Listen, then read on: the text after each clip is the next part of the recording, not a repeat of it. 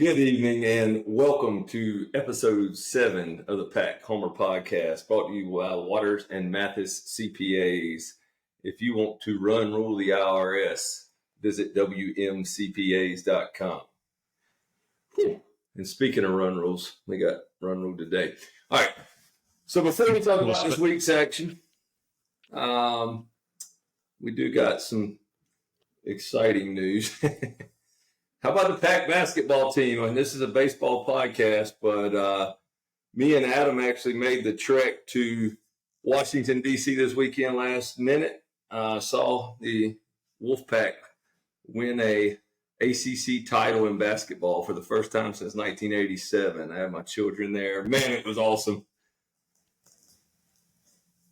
So we were talking about it. We were talking about it last week, I guess, about favorite NC State baseball moment. And so my favorite NC State baseball moment was going to watch the Pack beat the Heels in Omaha at the College World Series. But that was also I would say my favorite NC State moment, like just NC State sports moment. But that last night, so I've got a new number one that eclipsed it. So, but yeah, just awesome, man. Like Cal said, we had a great last minute trip. I took my oldest daughter, and man, just so special. Somebody in the stands as we were kind of shuffling down near the court to be closer to the after the game presentation was helping her over the seats and said something like, "Young lady," says, "you'll remember this moment for the rest of your life." And I was like, "Dang, that's awesome, man." So, but yeah, that was an exciting part of the weekend, and I feel like I should probably go ahead and disclose the fact that last week I'll go ahead and make the plea that I did say that I would take a couple of baseball series sweeps if it meant we won the NCAA tournament in basketball. So I'll go ahead and put the blame squarely on me, because that part of it, I guess that's part of the paid the piper a little bit this weekend.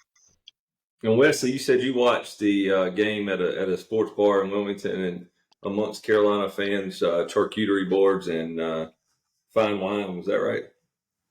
Yeah, just like you would imagine. I'm a poor fan. I didn't make the trip. I should have made the trip, but I did not make the trip. We went to a local sports bar, Slice of Life here in Wilmington, and at the end of the game, noticeably during the game, which wouldn't surprise most of Pack Nation on here, the majority of the Carolina fans, they were ordering Caymus wine. They had their bottle of Caymus out, and you know, as a State fan, until the clock says 0-0-0, you don't want to have too much confidence. But I requested the bartender to send to pay for them to have a whole bottle of wine sent to them from me. At the discouragement of my wife, but they walked out before I could get that to them. So it was I didn't get to have the experience like you guys in person, but did enjoy the celebration for the first ACC title in my lifetime, which is 36 years. Sad to say. So yeah, I took my my wife and my 2 kids up, and man, my wife said that's the quietest I've ever seen you for the whole second half. And I had people texting me congratulations with like 1:11 to go in the game, 47 seconds to go in the game. I'm like, guys, it ain't over. And I don't know if you guys watched the last minute, man. We threw that thing all over the place. I was like, I've seen the ending of this movie too many times. Yeah, and we're the baseball podcast, but the against Duke, when Middlebrooks received a technical foul for missing the dunk and hanging on the rim, in my mind, I said, I have to find a new hobby. I cannot continue to do this. Like, this is unhealthy. But thank God we pulled that out. Me and my daughter actually got invited to go on the court before the game. I don't know if any of you follow us on at Pack Homer Pod on Instagram. I think we posted it, but they called us down there. Someone said, "How did you get picked to go on the court?" And I really don't know.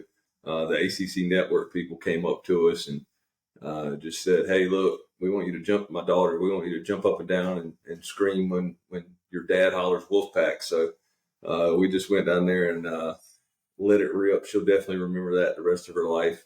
She said she was nervous until she got off the court, but it was really cool. So, gosh, congratulations to the basketball team, all the fans out there that are basketball fans that stuck it out, through thick and thin.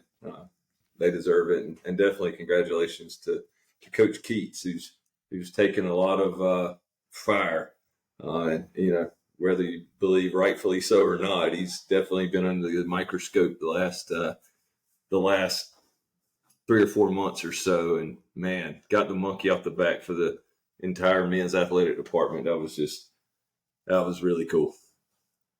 All right, let's switch it over to baseball. I would say that on my trip to DC and back, I actually got to watch all 18 innings. My wife had it on I had it pulled up on the ESPN app in the truck and was playing it through the speakers. And so I did get to watch, listen/watch yesterday and today's game. And then, of course, we watched the game Friday afternoon. But before we talk about this weekend's debacle, I was going to let Wesley give us a rundown of the other ACC scores because we are firmly into ACC baseball season now. Yeah. So Link Jarrett and Tallahassee, they swept Notre Dame. Those guys are 18-0. So quite a remarkable turnaround from what they had last year. And I don't think any of us three are any surprised that once he took that job, that it would be a pretty quick turnaround. Wake Forest lost their second series in a row in Charlottesville, which I would say is a surprise. Clemson won their series in Durham, so Duke dropped the series after they beat Wake last weekend. Virginia Tech took 2 or 3 at Louisville. Boston College took 2 or 3 at Pittsburgh. And surprisingly, and I'm not sure if the guy who pitched the first game in that series that pitched against us, he pitched really well. So I'm not sure Pitt actually won the first game in that series, but BC took it. Miami won 2 out of 3 against Carolina. So kind of a rough weekend for the crowd out in Chapel Hill. NC State, of course, we took 3 on the chin, not even close. Rough. We'll talk more. And that was the ACC series of the weekend. Yeah, just to give you an overview where we're at. So we're in the Atlantic, obviously, and Florida State's off to a 3-0 start. Clemson 2-1. We're actually third in the league on our side at 3-3, and then you got Boston College at 2-4. Wake Forest, the preseason number 1 at 2-4. Louisville at 1-2. Notre Dame is 0-6. I think that was the series Adam said he looked forward to after last week. And then on the other side, Georgia Tech's 3-0 after sweeping us, and then Virginia Tech sitting at 5-1. UNC at 4-2. Miami at 4-2. Virginia and Duke each at 3-3, and Pitt at 1-5. So in the ACC, if you get through to the other side of the thing, after all 30 games, if you're 500, you're almost guaranteed to be a tournament team. As tough as our league is, but it's not going to get any easier for us. Got Duke coming up this weekend, but first let's just talk about the whole week. And I know that we just lost 3 to Georgia Tech. We're going to talk about that some more. But my gosh, Greensboro this week just absolutely. What was that? What was that? It's not that you lost a midweek game. You lose midweek games. What was the final on that, Adam? Are you looking at that? Or? 18-3. I was watching it. They scored 19 runs. Greensboro did this weekend. They played at USF, the Bulls. Won 2 of 3 down there, but they scored 19 runs this weekend. Scored 18 against us Tuesday night. 9 of them being in the top of the ninth, which was just an absolutely debacle. I think Cozart hit 2. Yeah, he hit 2 home runs. Brother Cozart, left the yard twice. Yeah, one of them I think it was him. I can't remember now. There were so many balls flying out of the dope. One of them, there was like bases loaded, and there was a pass ball, and then he hit a 3-run home run the next pitch or something, or 2 pitches later. But guy kind of got cheated out of what would have been a grand slam. But yeah, it was brutal. Tuesday night was brutal. I think we threw Cooper Consiglio started for us, but had a lot of guys come in. I was feeling a little bit better. I think Marone Marone came in and looked really good. Struck out 2 in a row, and then I think another guy in the top of the following inning. But I get it. Mid-season, midweek games, you're obviously running a lot of guys out there, getting a lot of guys, an inning worth of work. We ended up with only 5 walks against UNC Greensboro, which didn't seem so bad considering that they just absolutely lit us up and hit us up for 17 earned runs. So, yep, 17 runs on 16 hits. Consiglio actually came out cruising early in that game too. He did. And then I don't know if you guys remember, Noah Souls dropped a fly ball. It was windy. The sun was in kind of a factor. Kozar struggled terribly to catch the ball early in the game. Guy we're talking about is a first-round draft pick, and obviously one of the best defensive catchers in the country. He struggled catching the ball. Adam mentioned that ball to the backstop. There was like 4. I think there's like 4 balls that got by him. Now, obviously, one of them was, over his head in a wild pitch, but it kind of, it was a ball he probably could have caught, but it was a little high. But the other 3 were, it looked kind of bad. The shadows were real goofy with the time change and that sort of thing, But it was tough to watch. I kind of felt like when Consiglio came out looking so good, I felt like the wind came out of his sails as soon as Souls dropped the ball in right field. I think that when that happens and you're young and you get a little adversity, you react to it one of 2 ways. And obviously, normally juniors and seniors tend to react to it a little better than freshmen. And the wheels kind of came off. They scored 18 runs against 10 pitchers. They only scored in 3 innings of the ballgame. They scored 6 in the second, 3 in the third, and then that 9-run ninth. But 18-3. Let's not talk about it anymore. 18-3 to Greensboro is unacceptable. No excuses. There's just no way around it. You can't lose 18-3 to UNC Greensboro. We talk about recruit advantages that some of our neighbors have against us. UNC Greensboro is not one of those. They can't out recruit us. Our facilities should be better. We play in the ACC. All right, let's move on. All right. Well, I think one thing is Clemson lost a similar type midweek game to Kennesaw State this year, but I think the disappointing situation for us is we didn't respond this weekend. We went out and got curb stomped by UNCG, and then we didn't show up this weekend in Atlanta. So that's where we're at. It happens, midweek games, they happen. It gives you a chance to respond, and we didn't respond this weekend. So, yeah, Clemson's sitting at 17-2 now. So, yeah, like you said, yeah, maybe the score is not as bad as just the fact we didn't respond. I agree with you on that. All right, let's get to Friday's game. Friday, Sam Highfield comes out. I mean, I thought he gave us a pretty good effort through 5 innings. We go into the 6th inning with a 4-2 lead. Things are looking okay. Pennington hit a home run early in the game. It's a game where they only had 8 hits. We had 8 hits. But gosh, just hit, Highfield hits the wall, gives up home run. They busted open with 4 in the they get 3 in the 5th, and they get 4 more in the 6th. And it goes from we were up 2-1, then they go up 4-2, and then they turn it into 8-3 in a hurry, and we get 2 in the 9th. But anyway, 8-5 game. Any thoughts on that one, fellas? game that we brought Hollis Fanning in to pitch after Highfield. Highfield threw 90 pitches in 5 innings. Yeah, I mean, I think that Highfield pitched well enough to win. That's all you could ask for. He pitched well enough to win, and you know, we didn't. Their right fielder, which I don't have his name. The right fielder made 3 or 4 incredible plays, and you know, the Burris freshman, he might be one of the best, not just freshmen. I mean, baseball players. Kid's unbelievable. He's the right fielder, isn't he? He's a center fielder. Burris is center fielder. Right fielder is Parker Brocious is the name. Okay.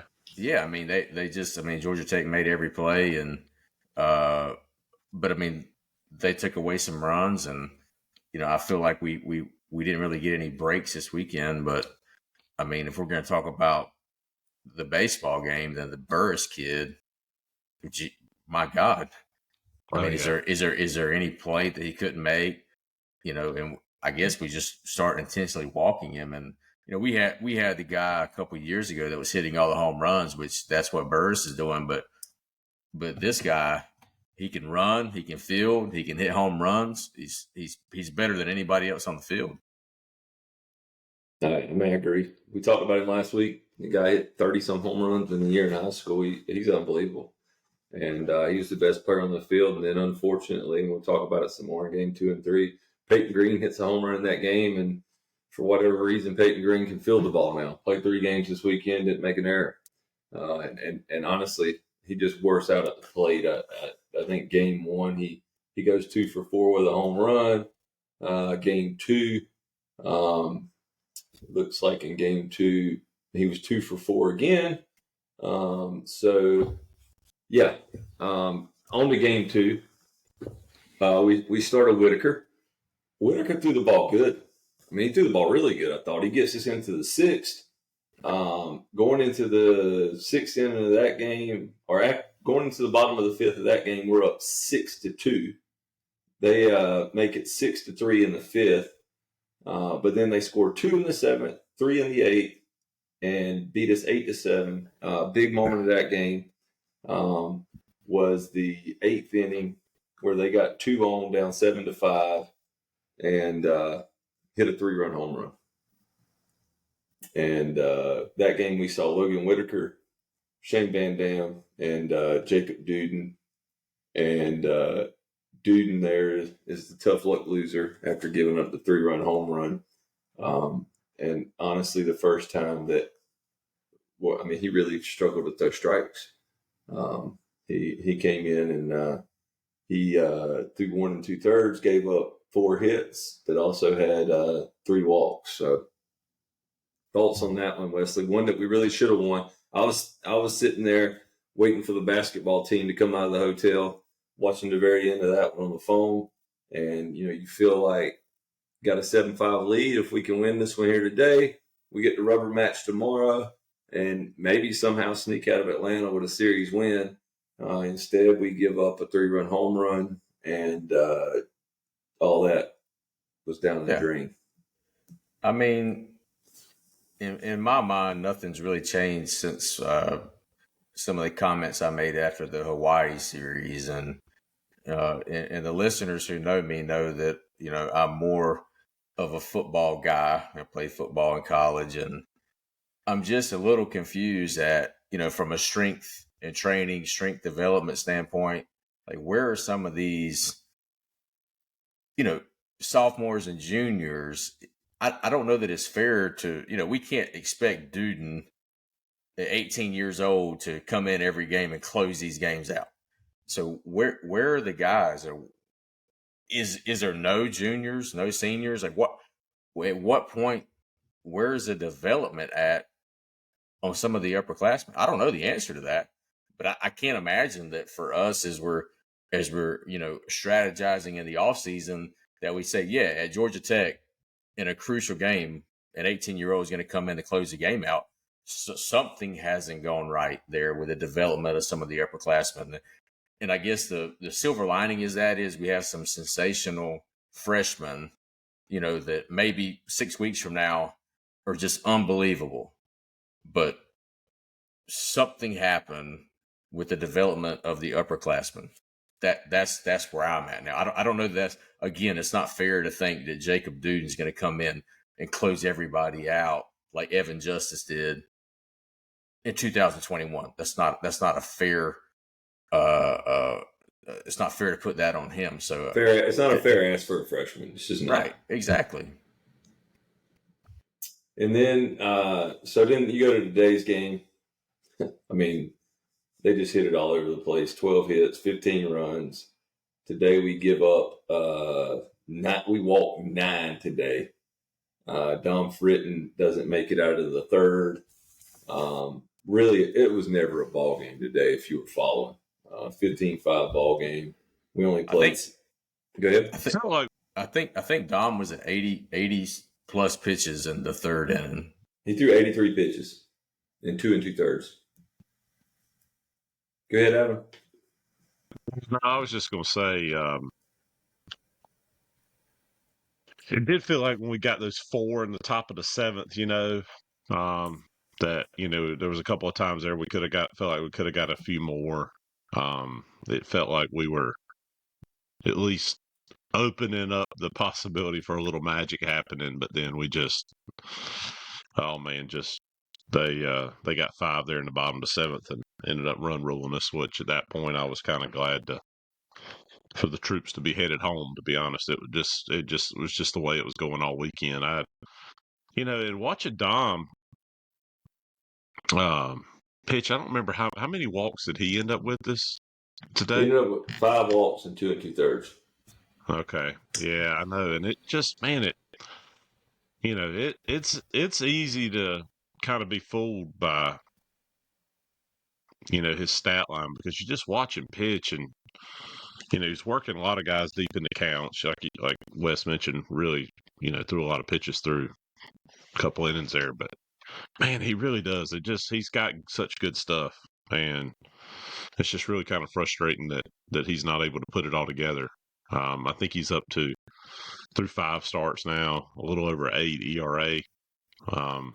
Still struck a lot of guys out, but obviously really struggled with his command today. And it wasn't like he was all over the place. He just wasn't able to connect in the zone. And there were some guys we were pitching around to. It seemed a little obvious, but Burris in particular. But man, it was just it's just tough to watch a guy who's got that kind of stuff and struggling to make outs. Is there any pitcher you think that's better this year than last year? I think that begs a question. Maybe Sam. Well, yeah, but Sam was hurt last year. I mean, he was I know. good. He was good in 21. I mean, again, it would be nice to see some development. Some guy that put on 20 pounds, 25 pounds, and is a stud. I don't see that. Not sure where that's at. Georgia Tech threw several guys today that I would feel better about than what we throw out there, but that's where we're at. So let's talk about that. Go ahead. That one big kid that Georgia Tech brought in today. Oh man, they didn't have the radar gun showing. I don't know what he was throwing, but man, he was throwing it hard. So let's go to a couple of questions that I have here. Appreciate you guys for hitting us up. You can DM us. You can hit us up on Twitter, Instagram. It's at Pack Lumber Pod. You can email them. However you want to reach out to us, and we'd be glad to talk about it on the show. But one of them we actually got in a comment yesterday. We'll answer that one second because I think, the pitching staff question is one that we're going to need to talk about some more. But let's answer this one. This first one, is it panic time? Is one of the questions that we got. Is it panic time? Who wants to go first? I don't know that it's panic time. I would say, Cal, you mentioned it. I think we didn't talk about it, but you visited a pod this week. Yes. and you were talking about, I think it was on there, you were talking about, kind of how important it was to get that series sweep the first weekend. I think for all those reasons, like you mentioned, where we still kind of are in the standings, I do think Georgia Tech is a pretty good team. Um, so I'm not going to say it's panic time to the point of the young arms that we got. I do think we still got some guys. We got some guys that got some electric stuff. I mean, quite honestly, our pitching aside, our bats have kind of dried up on us a little bit. I mean, we got a lot of runners on base today. Didn't score a lot. I mean, we had 4 hits against UNCG. Noah Souls had 2. AMAC had 2. Everybody else was 0 for 20 something. I mean, pitching aside, 3, 4, 5 runs aren't going to win you games at this level anyway. So I do think the hitting and the scoring will obviously come around. And I'd like to think that some of these young guys, kind of start putting it together. I mean, Jackson Lucas, man, the kid comes in and throws hard. It's got really good stuff. It's easy to be excited about. Marone, he come in and looked really, really good this weekend. A glimpse there. Obviously, we've seen that, in a couple starts he made this year as well. But I'm not going to say it's panic time. I am a little bit worried, concerned, obviously, but we can go to Wesley. I mean, he was kind of our voice of reason about the series this weekend. We all were a little more optimistic than he was already. Yeah. I didn't think we'd get swept, but I don't know that it's panic time, but we're definitely going to have to score runs. I still really like our lineup a lot. I mean, I still think that we're, other than Pennington, Pennington seems to be locked in. There's still a lot of, these guys they're going to start seeing the ball better. And I mean, Sosa and Baby Nixon, that's what I call Luke Nixon, Baby Nixon. They both hit one, just bombs. So I think from 1 to 9, our lineup, I really like it. And I really think Butterworth's going to, he's going to find his zone and play better. So I definitely do not think that it's panic time. I think one of the advantages and disadvantages to our schedule is we're going to play Duke, we're going to play Wake Forest, we're going to play Clemson, we're going to play Florida State, we're going to play Carolina. So we're going to have a lot of opportunities in the lineup. We have a lot of young guys. So you just hope that we find our groove and we win some series. And I think this was a series that, all 3 of us think that we could have won. So you really hate to see that drop is, next weekend we're playing, Duke, and we better score some runs against Duke. And that's not going to be an easy task. So I don't think it's panic time, but again, from a pitching standpoint, all I heard in the offseason was how great from top to bottom the pitching staff looked. And I think we're going to have some hot bats here through ACC play if we're going to be in the regional conversation. Yeah, I was. Go ahead, Adam. Yeah, I'm sorry. I was going to say, AMAC's a guy that's been really hot for us. A lot of RBIs coming in. Obviously, the nation's leader, I guess, coming into the game, the midweek game this week. But he was 1 for 10 this weekend, and that's we said it before. Hitting is contagious, and the guys that have been hot for us weren't necessarily this weekend either. So pitching aside, we're gonna have to score runs. 3, 4, 5 runs ain't gonna do it anyway. Yeah, because we've been so hard on our staff, and we got another question about that. Yeah, I think it does. This weekend is one of those times where, playing with aluminum bats, we do got to swing it a little better. I mean, we did manage to score 7 in one game, but we scored 5, 7 and 5, which it's hard to win in the ACC doing that. But is it panic time? I don't think it's panic time yet, and I think. You look back at 2021, we started 1-8 in ACC play. I was actually looking at that way while we were talking, but we got swept by Georgia Tech. Then we went and won 1 out of 3 at Miami. And we actually won 3 out of 3 at versus Miami at home. And then Louisville come to the ballpark and we got swept by Louisville. And so we went 1-8 to start ACC play in 2021. On our way to the College World Series. So I don't think it's panic time from that standpoint. I do think that it is. We do need to find a little momentum because we're in a tough stretch, guys. We got Coastal this week, who's a ranked team in the midweek.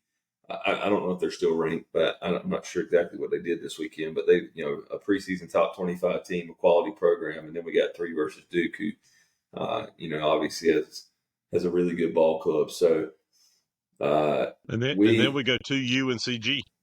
Yeah, then we go to UNCG, and who just mollywopped us. So we're in a tough stretch here. We really needed to get one this weekend. It felt like 2 would have been great, but we needed to get something.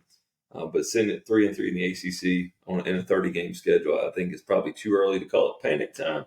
But I'm definitely concerned.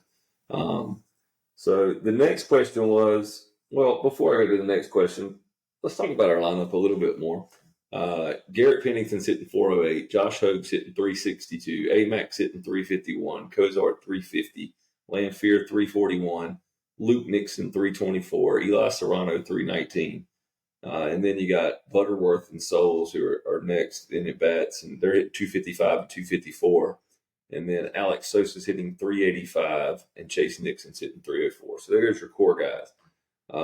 If you ask me, and I'm going to ask you guys the same question, but I'll answer it first. The one thing that stands out to me about that is I do not see Noah Souls hitting 255 at the end of the season.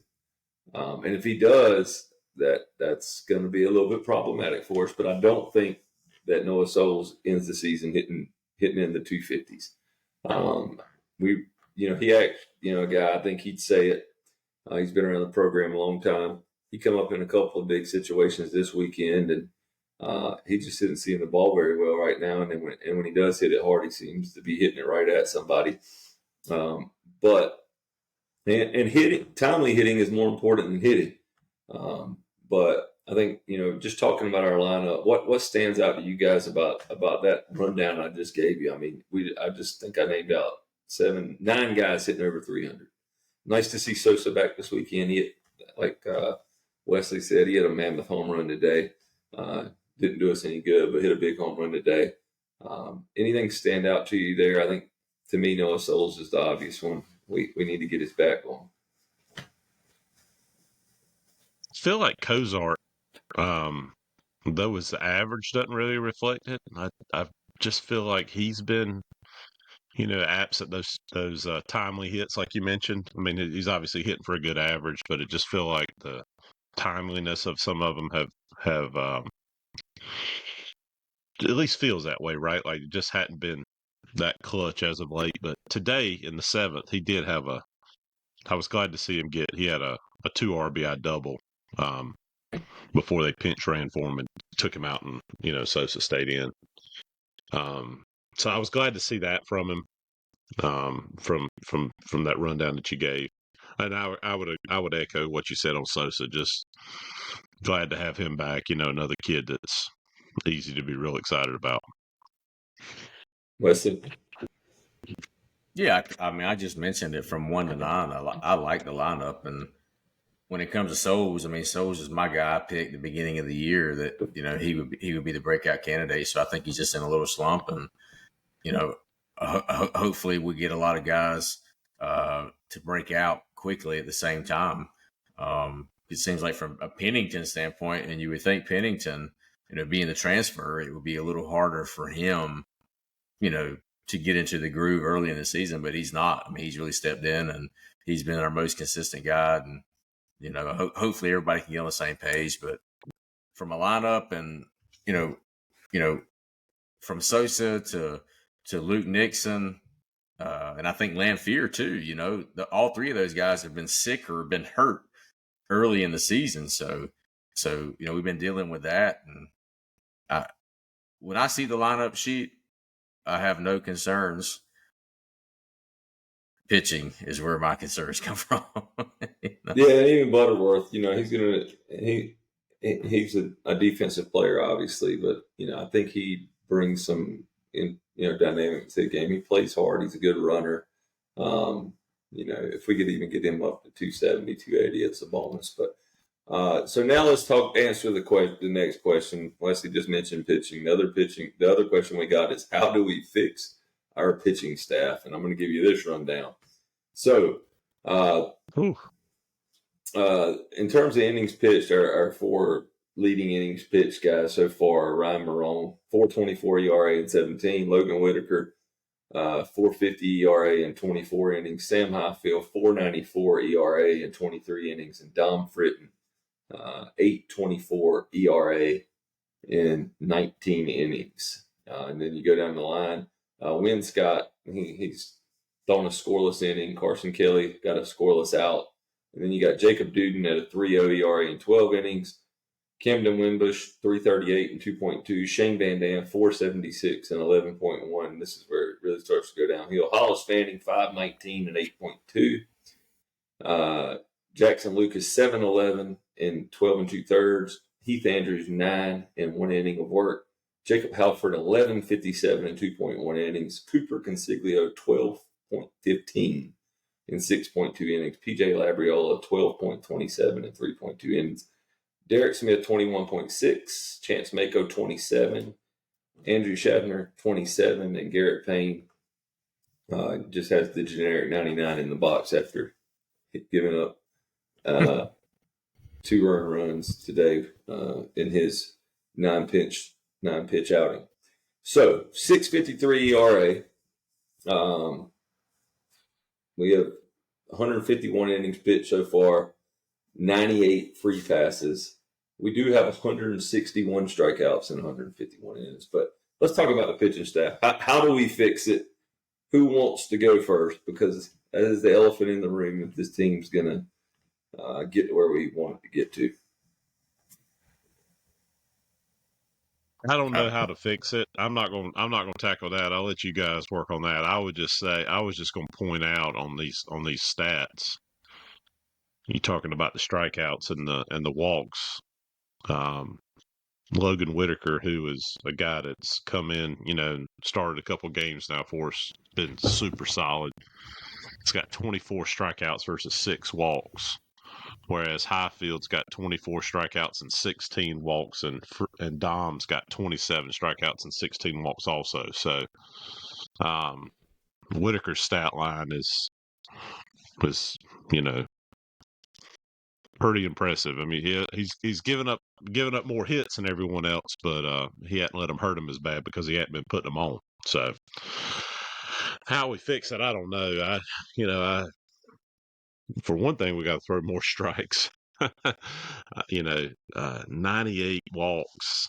It feels like we've drawn a lot of walks this year. I mean, I think, even Souls has drawn a lot of walks. He's got a pretty good on base percentage, even though he's been struggling a little bit at the plate. But and our opponents have walked us 111 times, but that 111 is a little misleading when you throw in the Townsend series, where I feel like they were like 15 in a game or something. But we said in that doubleheader they were on home pace for 68 or something at one time. So yeah, it does feel like it, that we've drawn a lot of walks at the plate, and so it makes it feel even more disturbing that we're that close on how many that we have walked. Wesley. So we'll let Wesley tackle how to fix it. Well, I mean, I wish I knew how to fix it, but I mean, I think as far as 2024 goes, you just hope that the experience these freshmen are getting early in the season really pays dividends for later in the season. I mean, I feel like we've chosen our path. We're not privy to necessarily those decisions, but if these freshmen, they're getting experience in ACC baseball early. And if they really develop, then when we get to, everyone says, you don't want to be playing your best baseball in March. Agreed. Well, we don't have a whole lot more to go up. We're hopefully not playing our best baseball in March. So, hopefully these early innings are really going to, benefit us. And I think that's what in my opinion, the season is really going to depend on is how much these freshmen develop here in the next 45, 60 days, because that's where we're at. I mean, I think we know what we get with Highfield and Whitaker, and both Highfield and Whitaker pitched well enough to win the series this weekend. No doubt about that. And then on Sunday, call it what it is. Dom, we need better from him. We expect better from Dom. We need better from Dom. But as far as our starting pitching goes, we got enough to win this weekend. So, again, not panic time.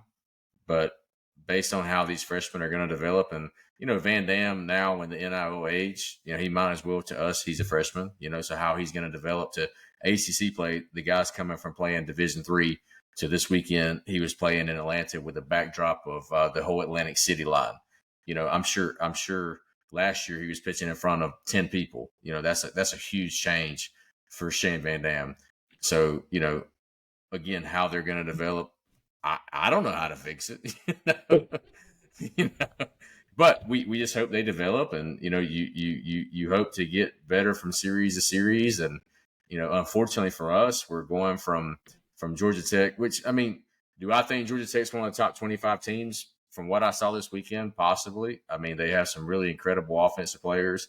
I think their pitching was good enough, but Duke's a damn good team. So it's not like next weekend we're like, well, let's see what we got now.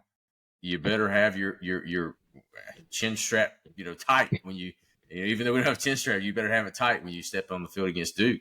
That's there's not much more time to figure it out. So I think it's just based on the development of those younger pitchers. Yeah, I would say, I've already given this soapbox speech a little bit before, but, we got to throw the damn ball over the plate. My gosh, guys. I mean, you look at these same guys, Logan Whitaker, they're hitting 258 against him. Sam Highfield, they're hitting 182 against Sam. You know how hard it is to have a 4.94 ERA when people are hitting 182 off of you? Dom Fritton has an 8.24 ERA, and they're hitting 234 off of him. But you know what doesn't help your batting average is a walk. It doesn't count either way. So if guys are hitting 234 against you, and you're giving up 8 runs every 9 innings, you got to throw the ball over the plate. And it ain't. And I'm not blaming it on the pitchers either. They wear whatever they wear on their. It looks like a daggone ankle bracelet for their ankle. Yeah, they got their Apple Watch up there, seeing what to throw. I don't know if it's pitch, but how we'll call them the pitches. I don't know if it's, just we're not locating pitches. I know falling behind in counts is a problem. You fall behind in counts, you're usually going to get punished. But we've got to challenge guys. I mean, if you throw 98, you got to challenge guys. The problem is when you throw 98, like Duden is who. If you throw 98 and everybody's like, oh, well, you can throw 98, it's the ACC and everybody can hit 98. Well, that's true. They can all hit 98 if they're in the ACC. But you got to throw, if you throw strikes and you get ahead in the count, it's a lot harder to hit 98 when you don't know it's coming than when you do. But when it's 2-0 and you're sitting there, putting your front foot down and saying, I'm about to just come unbuttoned, when he lays this over the plate, well, it's a lot easier to hit 98 when you're trying to hit it in a 2-0 count, 3-1 count. You're getting behind the batters. It's not even just the walks, guys. It's do you get behind hitters? Do you get in pitchers counts instead of hitters counts? I mean, you look at I think it was Duden the other day threw 30 out of 59 pitches for a strike. So that's half his pitches in the zone. So, that's part of it too. I mean, I just think it all comes back to throwing strikes. And I think that a lot of that is on the pitchers themselves, obviously, but then some of it too is, are we calling or I don't know if we're calling the best games, if we're putting them in the best position to succeed. Those guys, Coach Chrysler and the rest of the staff there that work with our pitchers, they've been doing it a lot longer than me and get paid a lot more money, but I think throwing strikes has just been a major problem for us across the board. It's hard to watch ball games where every count is 2-1, 3-1. You just know nothing good's going to happen when you fall behind to hitters. So yeah, 268 batting average against. But none of those top guys I read are it's not like they're getting lit up. And then the other thing I wanted to, my opinion, I think we need to move Dom to the bullpen. Might not be a popular opinion. I know it's not what Dom Fritton wants. It's probably not what any competitor wants. They want to tow it in a 0-0 game and go out there and maybe hand it off in the seventh. But we talk about an inexperienced bullpen. Dom would at least bring some experience to the bullpen. And then also, I think he's a different pitcher, in my opinion, when he goes out there knowing he's got to get you 2 or 3 innings and not get you 7. So I personally would like to see Dom move to a middle innings guy role or even a 2-inning closer type role where we maybe roll someone else out to start. And, again, that's not a me being down on Dom. I think we're all down on his performance early so far, but I think he's way more down on it than we are. But I really believe in his stuff. I think he's got incredible stuff. Absolutely. The 27 strikeouts in 19 innings, that don't lie. He's got good stuff, but I think he would help bring some experience to the bullpen. And I also think we would get a better version of him when there's not the pressure to go out there and get us through 6 and then, hand it off to a freshman. He's also hit 4 guys. Talk about the 16 walks, but he's hit 4 too. So that's 4 more to the tally. That's 20 free passes and 19 2/3. That's going out, and that's the catch-22 about putting a guy in the bullpen too. Though, you bring a guy in and he's got traffic every inning in a high leverage situation. The game changes late in the game with traffic. You walk the leadoff guy, and then in a 1-run game, and then they bunt him over or steal second, and all of a sudden you get a guy in scoring position, and you might only throw him 5 or 6 pitches. So maybe that's some of the concern there is if you do put him in the bullpen, maybe the traffic that he's put on the bases via the free pass. So I think it just comes back to throwing strikes. I think that's the long and short of it. Anything else you guys want to add before we talk about Duke real quick and get out of here? You covered it. All right. So Duke coming to the Doak next weekend. Duke is hitting .336 as a team. Their opponents are hitting .195 against them. Duke has hit 46 home runs. Our lineup, which I think is really good, has hit 30.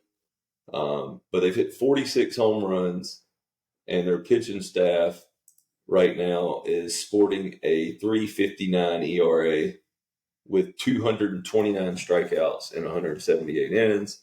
If you want me to give you the names to look for, I think the big one is Jonathan Santucci. He's thrown 24 innings, has 46 strikeouts right now, and a 2.19 ERA. He's 4-0. So Friday night, I think, is when they roll him out there. That's going to be a heck of a challenge for our ball club. And then, behind him, if you look, they haven't thrown anyone else 20 innings yet. And if you remember Duke last year, Duke staffed a lot of ball games. It seems like they still do a lot of that. I think the thing that probably stands out on paper early is that they're even better offensively. Ben Miller's hitting .420 with 8 home runs. One thing I will say about Duke is that they strike out a lot. We've struck out 106, just for some perspective. We've struck out 106 times in 18 games. They've struck out 179 times in 20 games. So they don't get cheated. When you hit 46 home runs, they're probably trying to elevate and celebrate quite a bit, and looks like they have so far. But going to be a heck of a matchup. what do you guys think we need to see this weekend to feel a little bit better going into next week when we're sitting here again doing this podcast? I think that for me, I could see Cozart's body language all weekend. You could tell that he was very frustrated all weekend. And I really think, that Cozart's going to bring the team together. Whether we beat Santucci on Friday night or not, I don't know. He's an incredible pitcher. But I think somehow, some way, we're going to claw to win this series. Everybody knows that I picked us to not win against Georgia Tech. You go on the road with a lot of freshmen to Atlanta. I didn't think that was going to happen, but I really think we're going to find a way to win this series. And, based on Cozart's body language, I have to believe that he's letting everybody know in the NC State clubhouse it's not acceptable. It's not acceptable to lose a UNCG 18-3. Not acceptable to not be competitive, 3 games in a row in Atlanta. So I really think there's going to be a response from NC State this weekend in Raleigh. Adam? I like it, Wes. I think before we get there, I would like to see us Tuesday night against Coastal. Hosting Coastal, put up a pretty good effort too. Obviously, probably be somewhat pitching by committee. Be good to see those guys not walk and give. You're not going to give Coastal free passes and get very far either. So, like for the guys to get back on track Tuesday night, I think that would be a heck of a test. Coastal will be. So, as far as against Duke, I like Wesley's positivity there. I hope that we can find a way. I think if we do, and we come through 3 series with a winning record, I think I do think Georgia Tech's going to end up being a pretty good team. I really do. I got the sense of that. You talked about their offense, but their defense is incredible too. And at this level, that's going to win you some ball games. And so I think if we could find a way to win the series this weekend, have a winning record in the conference through 3 series, I would take that. So I hope that's the case.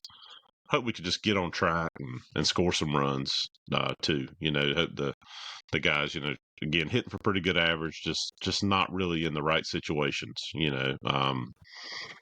Just leaving a lot of guys on base. So I'm gonna be optimistic and I am a Pack homer. So I'm gonna say we find a way to win. Also, win the series. Win 2 out of 3. So Coastal's a 17-3 ball club. To your point, Adam, I like what you said there. Like, I'd like to see us get back on track. That'd be a big win. I think it'd do a lot for our confidence because we're going to run a lot of arms out there. To see them have some success in the midweek. Coastal just beat Wake Forest last week in the midweek, by the way, 17-9. Put up 17 runs in a midweek game. Coastal's hit 44 home runs, led by Blake Barthel. He's hit 12 already. So, it is a very formidable opponent. I think it's going to be really nice to be back at the Doak. But it is not a midweek. It's a midweek opponent that helps your RPI at the end of the year, right? If you win this game, it's good for your RPI. It's good for you when they're doing tournament seeding. It's a game that we need to win. It's one of those games, if we do get it turned around and going in the right direction, I shouldn't say turned around. We act like the wheels have just completely fallen off for 12-6 and 500 in the ACC. But if we are in the conversation to host a regional at the end of the year, it very well could come down to us or Coastal. So that's a big one to try to get a dub against. And as far as the Duke series, I think to echo both your points, I think that Jacob Cozart, I think he's probably the unquestionable leader of this team in the locker room. And I think these guys know how important it is to have a good weekend next weekend and to get a little bit of momentum going as we get into the warmer weather. And I also am optimistic that we get to against Duke next weekend. I think we're going to find a way. I really do. And I think what I'll be looking for, though, is how some of these freshmen now that have really been stuck out there in the storms, what they've learned from it and how they grow and perform in some of these high leverage situations, because that's going to be the key. If they could keep getting better, learning from some of these mistakes they've made, and if they just keep going out there and getting beat up, guys, it's going to be a long year and a bunch of sad Sunday nights when we sit down and do this. But I think, from what everybody's told us, there's just so much talent on this roster. I think we're gonna right the ship, and I think we're gonna do it at home next weekend or this week. We got a 4-game homestand with Coastal and 3 games with Duke. Four big ball games. I like this week to get us going back in the right direction. Anything else? I would just say one thing.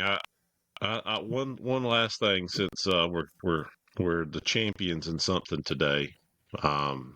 Just as a reminder to everyone out there, Wesley famously made the comment a few episodes ago to ask everyone to please not give their money to basketball and donate to baseball and football. And I don't think everybody truly realized, like he did, that it was just a matter of, the basketball team not needing it. And the baseball team and the football team clearly still do. So just a reminder to support our NIL efforts. Wesley was clearly on the forefront of that. And and just a reminder to Wolfpack Nation for anyone who maybe had an issue with that comment, is I graduated 15 years ago, and I've had 4 season tickets for 15 years. So you times that by $3,400, I can say whatever the hell I want to say about the basketball team. Hey. Oh, man. Hey, but congratulations. Congratulations to Keats. He's a great guy. That's all we asked for. Competitive basketball. And March, love it. Absolutely love it. Wesley, I think you gave him the encouragement they needed. You and Jim Boeheim, baby. Exactly. All right, happy to do it. We'll catch up with y'all next week. Gonna ride this emotional high from last night. A couple more days. Excited to see 4 good baseball games this week, and the Pack basketball team in the NCAA tournament. Go Pack! Music again, boys. We're having technical difficulties while we're trying to get it to play. Back on Instagram, we have more than 1,000 followers, and Twitter. Hey, we got to give the viewing stats, the listening stats next time too.